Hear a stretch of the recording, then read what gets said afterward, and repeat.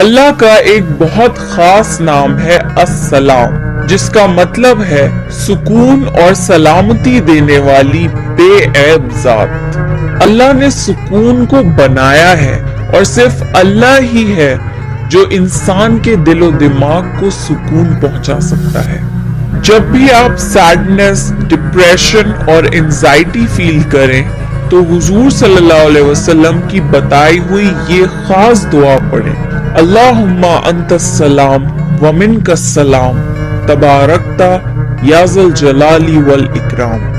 अल्लाह अपनी मखलूक को सलामत रखता है।